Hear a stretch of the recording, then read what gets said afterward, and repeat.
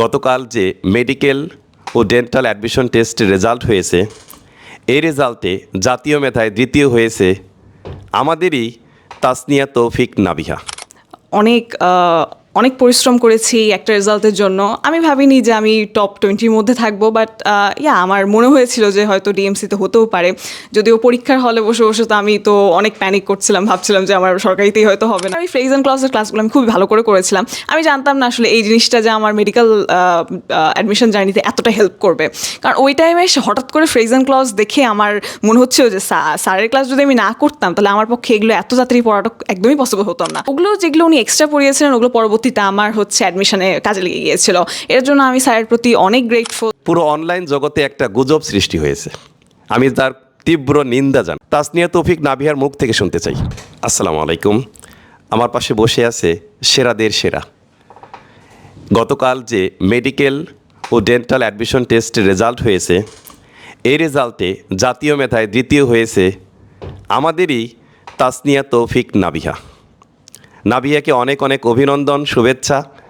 কিন্তু নাবিহাকে নিয়ে পুরো অনলাইন জগতে একটা গুজব সৃষ্টি হয়েছে, আমি তার তীব্র নিন্দা জানাই। যে বা যারা এটা করেছে তাদের প্রতিও নিন্দা জ্ঞাপন করছি। তাসনিয়া তৌফিক নাবিহা একজন রেগুলার শিক্ষার্থী এবং এইচএসসি 25-এ এবার সে বোর্ড পরীক্ষা দিয়েছে এবং এবারই সে অ্যাডমিশন টেস্টে প্রথম অংশগ্রহণ করেছে।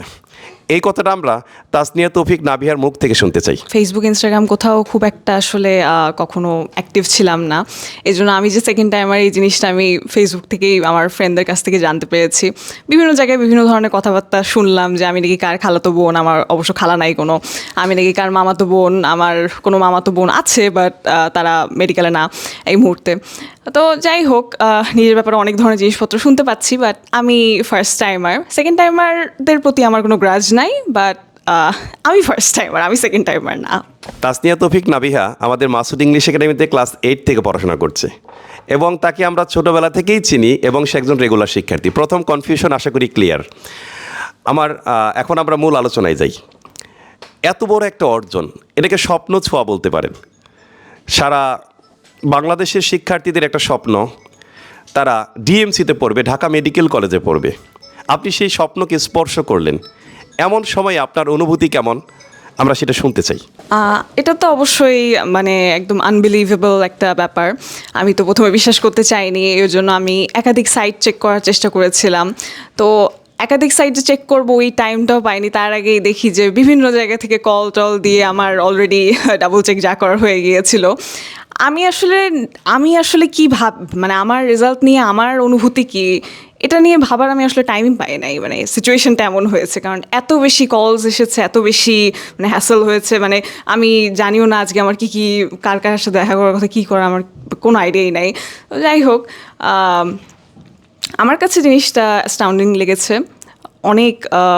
অনেক পরিশ্রম করেছি একটা রেজাল্টের জন্য। আমি ভাবিনি যে আমি টপ 20-র মধ্যে থাকবো, বাট আমার মনে হয়েছিল যে হয়তো ডিএমসিতে হতেও পারে। যদিও পরীক্ষার হলে বসে বসে তো আমি তো অনেক প্যানিক করছিলাম, ভাবছিলাম যে আমার সরকারিতেই হয়তো হবে না। বাট তারপরও অনেক মানে যতগুলো পেরেছি দাগিয়ে এসেছিলাম। অ্যান্ড আমার তো খুবই ডেসপারেশন কাজ করেছিল যে আমি 4টা দাগাতে পারিনি। এটার জন্য আমি খুবই মানে হার্ট ব্রোকেন ছিলাম, কারণ আমি আজীবনই 100টা দাগানোর মতোই স্টুডেন্ট ছিলাম। অ্যান্ড যদিও সবসময় 100টা হয় নাই, কখনোই আমি 100 পাইনি, বাট স্টিল দাগিয়েছি। 100টা দাগানোর চেষ্টা করেছি, দেখা যেত অনেক সময় নেগেটিভ মার্কিং 4-5 হয়ে যেত, বাট স্টিল দাগিয়েছি। এই জন্য মেন পরীক্ষায় গিয়ে যখন দেখলাম যে 4টা দাগাতে পারছি না, ওটা নিয়ে আমি খুবই আপসেট ছিলাম। বাড়িতে এসে ওটা নিয়ে খুব কান্নাকাটি করেছিলাম। বা যাই হোক, পরে রেজাল্টের সময় যখন দেখি যে হ্যাঁ আমার মানে রেজাল্ট না, যখন আমি বিভিন্ন জায়গা থেকে মিলায় দেখলাম যে আমার মোটামুটি 7-8টা যাবে, এরকম 91 বা 92 আসবে, তখন আমার মনে হওয়া শুরু করলো যে আল্লাহ, এবার তো কোয়েশ্চেন খুবই সোজা, তার মানে তো 91 92 অনেকে পাবে, আমার ভবিষ্যৎ কি, এগুলো নিয়ে আবার টেনশন করা স্টার্ট করলাম। শেষ পর্যন্ত আসলে রেজাল্টটা যখন দিল এবং দেখলাম যে হ্যাঁ আমি সেকেন্ড হয়েছি, তখন জিনিসটা আমি বিশ্বাস করতে চাইনি। আমি তো ল্যাপটপ নিয়ে মা বাবা সবাইকে দেখাই বেড়াচ্ছি যে দেখো আমার এই রেজাল্টটা কি আদৌ সত্যি নাকি। ইট ওয়াজ ট্রুলি আনবিলিভেবল। আমার আরেকটা প্রশ্ন, যে তোমার এই স্বপ্ন পূরণের এই জার্নিতে আমরা মাসুদ ইংলিশ একাডেমি তোমাদের পাশে থেকে কতটুকু সহযোগিতা করতে পেরেছি? ইংলিশের বিষয়ে আমি মাসুদ স্যারের প্রতি একদম শতভাগ গ্রেটফুল। উনি আমাকে ইংলিশের ব্যাপারে অনেক হেল্প করেছে। উনি ওনার ক্লাসে সবসময় আমি দেখতাম যে গ্রামারের পার্টগুলো খুবই সুন্দর করে বুঝাতেন। ওনার এক্সাম্পলগুলো, ওনার মানে যেভাবে উনি জিনিসগুলো বুঝাতেন সব কিছু মনে থাকতো, মাথায় থাকতো। আমাদের স্কুল কলেজে অবশ্যই ভালো পড়াতো, আর সেই সাথে স্যার আমাকে ইংলিশের ব্যাপারে অনেক অনেক ভালো গাইড করেছে। উনি হচ্ছে ক্লাসে যে সবসময় পড়াশোনার মধ্যে থাকতেন তা না, এমনও সিচুয়েশন হতো যে উনি মাঝে মাঝে আমাদের মুভিও দেখিয়েছেন। উনি আমাদেরকে আউটসাইড টপিক অনেক ধরনের মানে মানে পোয়েমস, তারপর লিটারেচারের বিষয়ে অনেক ধরনের জিনিসপত্র, মানে এক্সট্রা বাহ্যিক জ্ঞান যেগুলো আছে ওগুলো করতেন।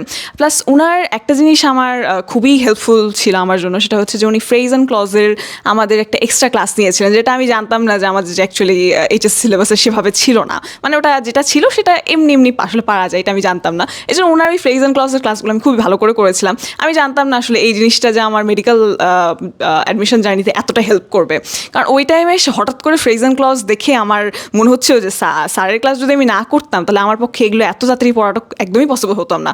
আমি দেখতাম যে অনেকে এই জিনিসগুলো বুঝতো না, এই জন্য ওই টাইমে তখন আমার মনে হতো যে ভাগ্যিস স্যার ওই টাইমে পড়াইছিল, আর ভাগ্যিস আমি ওই টাইমে পড়েছিলাম জিনিসগুলো। উনি অ্যাডমিশনের অনেক জিনিসপত্র আমাদের এক্সট্রা পড়িয়েছিলেন, প্রিপোজিশনের অনেক মানে কী বলবো হায়ার লেভেল জিনিসপত্র পড়িয়েছিলেন আমাদেরকে। তারপর যেগুলো আসলে এইচএসসির জন্য হয়তো দরকার ছিল না খুব একটা, বাট স্টিল উনি আমাদের পড়িয়েছিলেন। আর ওনার গাইডলাইনগুলো আমি মেনটেন করেছিলাম। উনি যেভাবে পড়াতেন ওগুলোই পড়তাম, কারণ আমার আইডিয়া ছিল না এইচএসসি সিলেবাস অ্যাকচুয়ালি কী আছে। উনি যা বলতেন তাই করতাম এরকম সিচুয়েশন দিয়ে। পরে শুধু দেখি যে অনেক কিছুই নাই, অনেক কিছু আছে। ওগুলো যেগুলো উনি এক্সট্রা পড়িয়েছিলেন ওগুলো পরবর্তীতে আমার হচ্ছে অ্যাডমিশনে কাজে লেগে গিয়েছিল। এর জন্য আমি স্যারের প্রতি অনেক গ্রেটফুল। থ্যাংক ইউ স্যার এই মানে গাইডলাইনটা দেওয়ার জন্য। আপনার এই মানে ওই ফেজ অ্যান্ড ক্লসের ক্লাসগুলোই আমার খুব মনে থাকে, কারণ আপনার বোঝানোর প্যাটার্নটা খুবই সুন্দর sir. Thank you so much. এখন আপনি যে জায়গায় এসেছেন, যা স্পর্শ করেছেন, আমাদের বাংলাদেশের হাজারো শিক্ষার্থীর স্বপ্ন তারা এরকম কিছু অর্জন করবে। এখন আপনার কাছ থেকে তারা একটা গাইডলাইন চায়। আপনি কিভাবে পড়াশোনা করেছেন, কতটুকু পড়াশোনা করেছেন।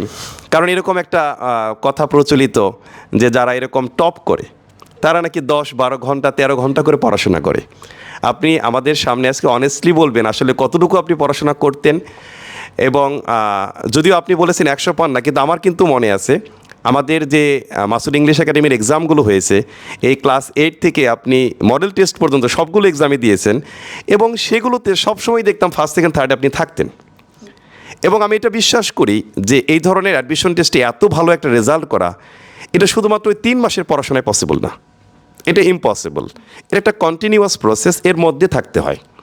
এখন আমার যেটা চাওয়া, আপনি আপনার পরবর্তী প্রজন্ম যারা এখন আছে তারা আপনার কাছ থেকে এটা শুনতে চায় যে তারা কিভাবে পড়াশোনা করবে, কতটুকু পড়াশোনা করবে, সেটা এই বিষয়ে একটা গাইডলাইন আপনার কাছ থেকে আমরা চাই। আমি হলিক্রস কলেজ থেকে পড়েছি, এর জন্য আমাদের কলেজ আসলে সবসময় আমাদেরকে পড়ার মধ্যে রাখার ব্যাপারেই অলওয়েজ অনেক কেয়ার করেছে। দ্যাট ইজ ওয়াই আমি কলেজ থেকে আসলে পড়াশোনার ব্যাপারে সবচেয়ে বেস্ট গাইডলাইনটা পেয়েছিলাম। দেখা যেত যে আমাদের তো সবসময় কুইজ, পরীক্ষা, প্লাস আপনাদের তো পরীক্ষা সব কিছু থাকতোই। এই জন্য পরীক্ষা পড়াশোনার মধ্যে আমি সবসময় ছিলাম। আমি বলবো না যে আমি একদম অ্যাভারেজ স্টুডেন্ট ছিলাম, এটা আমার বলা উচিত না। কলেজেও আমি টপ 20তেই ছিলাম সবসময়, একবার জাস্ট ছুটে গিয়েছিলো। যাই হোক, এখন হচ্ছে আমি নিজেকে এক্সট্রাঅর্ডিনারি স্টুডেন্টও ভাবতাম না কখনো, বাট বুঝতাম যে হ্যাঁ আমি ভালো স্টুডেন্ট, সেই অনুযায়ী আমি পড়াশোনা করতাম। তো আমার পড়াশোনাটা কীরকম ছিল, আমার হচ্ছে আমার একটা অভ্যাস আছে যে আমি অনেক হয়তো এক সপ্তাহ অনেক বেশি পড়বো, তারপর আমার 1-2 দিন ভালো মতো একটা রেস্ট নেওয়া লাগবে।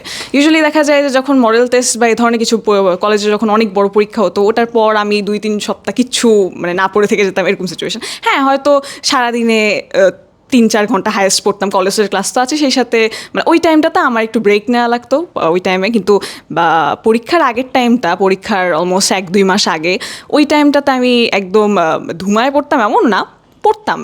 সারাদিনে মোটামুটি 5-6 ঘন্টা পড়া হতো, ক্লাস এগুলো সব কিছু বাদ দিয়ে 5-6 ঘন্টা পড়া হতো নিজের মতো করে। কলেজে থাকা অবস্থায় আমি এই 3 মাসে যেই পরিমাণ পড়েছি আমার মনে হয় না আমি আমার লাইফে কখনো পড়েছি। কলেজে অবশ্যই পড়েছি, অনেক পড়েছি, বাট এই 3 মাসে এসে আসলে অনেক কিছু কভার করতে হয়েছে। আমাদের তো শর্ট সিলেবাস ছিল, এই জন্য শর্ট সিলেবাসের বাইরেও অনেক কিছু পড়তে হয়েছে, সেটার জন্য এক্সট্রা এফোর্ট দিতে হয়েছিল। আমার মাথায় একটা জিনিস কাজ করতো যে যেগুলো শর্ট সিলেবাসের বাইরে মানে যেগুলো শর্ট সিলেবাসে ছিল না, যেগুলো শর্ট সিলেবাসে ছিল সেই জিনিসগুলো আমার মোটামুটি সেই জন্য বই টই সব কিছু মিলায় আমার 7-8 বার রিভিশন দেওয়া হয়েছিল কলেজের ফার্স্ট ইয়ার সেকেন্ড ইয়ার মিলায়। এই জন্য শর্ট সিলেবাসের বাইরে যেগুলো আছে ওগুলোর জন্য আমার তো 7-8 বার অ্যাটলিস্ট রিভিশন দেওয়া উচিত, যেহেতু সেটা আসলে শেষ পর্যন্ত পসিবল হয় না। দেখা গেছে যে শর্ট সিলেবাসের বাইরের জিনিসগুলো মোটামুটি 3-4 বার পড়া হয়েছিল। তো যাই হোক, এবার শর্ট সিলেবাস থেকে কোশ্চেন আমার কাছে মনে হয় না খুব একটা ডিফিকাল্ট এসেছিল, সোজাই এসেছিল। আর পড়াশোনা অবশ্যই একটা কন্টিনিউয়াস প্রসেস, হঠাৎ করে এসে ভালো করা এটা মানে অলৌকিক একটা ব্যাপার, হয়ে যায় অনেকের হয়ে যায়, বাট আমার পক্ষে এটা হতো কি না আমার খুব একটা আমার নিজের প্রতি এটা বিশ্বাস নাই যে আমি হঠাৎ করে এসে অনেক ভালো করে নেবো, এটা আমার কখনোই মনে হয় নাই আমার নিজের জন্য। অনেকের হয়ে যায়, আল্লাহ চাইলে সবই হয়।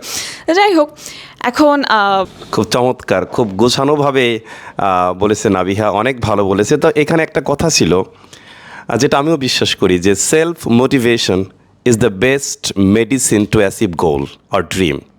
দ্যাট মিনস নিজেকে নিজের মোটিভেশন থাকাটা অনেক বেশি জরুরি। কাউকে আসলে জাস্ট ধাক্কায় ধাক্কায় কিন্তু এত বড় যে ড্রিম বা গোল সেটা অর্জন করা যায় না, নিজের মোটিভেশনটা আগে লাগবে।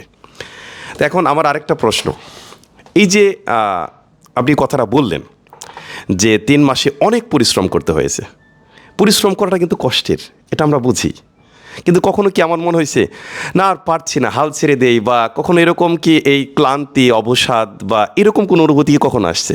বা আপনার ওই 3 মাসের যে কোচিংগুলো করতেন তখন আপনার রেজাল্টগুলো কেমন ছিল? এটা কি টপ ক্লাস এরকমই ছিল, না কখনো কোনোটাই ডাউন হয়েছে? এটা কেন বলছি, আমাদের অনেক শিক্ষার্থী আছে যারা কোনো একটা এক্সামে সে একটু পিছনে পড়ে গেল, সে মনে করে হায় আমাকে দিয়ে হবে না।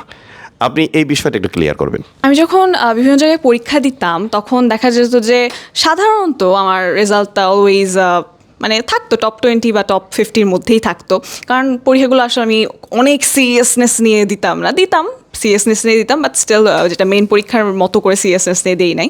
যাই হোক, তো আমার যেটা অ্যালার্মিং লাগতো সেটা হচ্ছে যদি কখনো দেখতাম যে আমি টপ 50-র বাইরে চলে গেছি, ওইটা তখন আমার কাছে অ্যালার্মিং লাগা শুরু করতো। একটা পরীক্ষা আমার মনে হচ্ছে সবচেয়ে খারাপ রেজাল্ট করেছিলাম একটা ইনস্টিটিউশনে, সেখানে হয়েছিলাম হচ্ছে একবার একটা পরীক্ষা, কোন পরীক্ষাটা মনে নাই, 300 কিছু একটা, তাও 300 কততম। আর কিছু পরীক্ষা থাকতো যেখানে হচ্ছে আমার 1500 বাইরেও চলে যেত, যেদিন মুড থাকতো না পড়াশোনা, ওই দিন এই ধরনের সিচুয়েশন হতো। তো যাই হোক, তবে এমন সিচুয়েশন হ্যাঁ হয়েছে যে এই দিন আমি অনেক ভালো করে পড়েছি অ্যান্ড স্টিল দেখা গিয়েছে যে 100-র বাইরে চলে গেছি। তখন আমার কাছে জিনিসটা আসলে মানে ভয়াবহ লাগতো যে আমি তাহলে কী করবো, আমার চান্স হবে না, এরকম অনেক কিছু মাথায় আসা শুরু করতো। যদিও 100-র ভেতরে থাকাটা আর বাইরে থাকাটা একই রকম কাইন্ড অফ, স্টিল আমার মাথার মধ্যে এই ধরনের সাইকোলজি কাজ করতো। ওই টাইমটাতে নিজেকে মোটিভেট করাটার একটা মানে বেস্ট ওয়ে তো আমার জন্য ছিল যে নিজের সাথে জাস্ট কথা বলে নিজেকে বোঝানো যে মানে একটা পরীক্ষা হয়েছে তো কী হয়েছে, সমস্যা কি, এটা তো মেন পরীক্ষা না, এটা আমার নিজেকে বোঝাতে হয়েছিল। অ্যান্ড হ্যাঁ, একটা পরীক্ষা খারাপ হলে তখন মনে হওয়া স্টার্ট করে যে মানে দুনিয়া ধ্বংস হয়ে গেল কি না কি অনেক কিছু, বাট স্টিল তারপর ওই টাইমে আসলে আমার মা বাবা আমাকে অনেক হেল্প করেছে। আমার মা বাবার ড্রিম ছিল এমন কিছু না, তারা আমাকে অনেক প্রেশারাইজ করেনি, তারা বলেছে ঢাকার মধ্যে একটা জায়গায় হলেই হবে। এটা আমার জন্য একটা রিলিফ ছিল যে আমি যদি ঢাকা মেডিকেলে নাও পাই তখন তারা যে খুব একটা আপসেট হবে না, এই জিনিসটা আমার জন্য অনেক বড় একটা সান্ত্বনা ছিল যে হ্যাঁ ঠিক আছে, আমার মা বাবাকে আমি খুশি করতে পারবো। বাট আমার কাছে বাট ওই টাইমে এটা আমার জন্য এই জিনিসটা প্রেশার ছিল না আমার মা বাবার পক্ষ থেকে, এটার জন্য আমার খুবই ভালো লাগে। এখানে একটা গুরুত্বপূর্ণ কথা বলেছেন নাবিহা, যে মা বাবার এক্সপেকটেশন। বিশ্বাস করেন আমাদের অনেক শিক্ষার্থী আছে যারা এরকম মনে করে স্যার পড়াশোনা করব, আমরা ভালো কিছু করতে চাই, আমাদের সবারই কিন্তু স্বপ্ন অনেক ভালো কিছু করব, but the trouble is we think we have time. কিন্তু আমাকে সেই কাজটা ইনস্ট্যান্ট করে নিতে হবে। এই যে মা বাবার যে এক্সপেকটেশন, এটা যদি আপনি ফিল করেন যে মা বাবা আপনার জন্য সব কিছু বিসর্জন দিয়ে, তাদের সমস্ত স্বপ্নকে বিসর্জন দিয়ে আপনার পিছনে পড়ে আছে। বিশেষ করে আমাদের একাডেমিতে যারা আসে আমরা দেখি যে এই বাচ্চাগুলোর পিছনে তারা সব করছে যা পসিবল। আপনি যদি এটা কখনো একবার ফিল করেন, আপনি কিভাবে পড়াশোনা থেকে দূরে থাকবেন? আপনি যদি ফিল করেন আপনার বাবা মা আপনার রেজাল্টের দিকে তাকায় আছে, যে আপনি কিছু একটা করবেন সেটার দিকে তাকায় আছে, আপনি কিভাবে পড়াশোনা থেকে দূরে থাকেন? তো আশা করি আপনারা সবাই এই নাবিহার মতো এই বিষয়টা ফিল করবেন। যদিও নাবিহা বলছে যে আপা বা তার বাবা মা তারা খুব বেশি এক্সপেক্ট করে নাই, কিন্তু তারা এক্সপেক্ট করেছে, সেটা মনে মনে রেখেছে, সেটা তোমাকে বলেনি কেন, যে তুমি যেন এটা প্রেশার ফিল না করো। তাদের মনে দীর্ঘদিন ধরে, এটাকে চেরিস্ট ড্রিম বলে, যে কোনো একটা স্বপ্নকে দীর্ঘদিন মনের মধ্যে লালন করা, সে লালন করা স্বপ্ন তাদের মনেও ছিল, যেটা তোমাকে বলেনি কেন, কারণ তুমি যেন প্রেশার ফিল না করো। যাই হোক, তুমি সেই তাদের স্বপ্ন পূরণ করেছো, এর জন্য তোমাকে অনেক ধন্যবাদ, অনেক অনেক ধন্যবাদ নাভিয়াকে। নাভিয়া আমাদের গর্ব, আমাদের সবার গর্ব। আমরা আজকে অত্যন্ত খুশি, আনন্দিত। তোমার জন্য, তোমার পরিবারের জন্য অনেক অনেক শুভকামনা। বড় হয়ে অনেক ভালো একজন ডাক্তার হও, অনেক মানবিক ডাক্তার হও, যে ডাক্তার দেশ ও দেশের কল্যাণে আসে, এরকম একজন ডাক্তার হও। এই শুভকামনা, এই দোয়া তোমার জন্য রইল। অনেক ভালো থাকো। ঠিক আছে, থ্যাংক ইউ।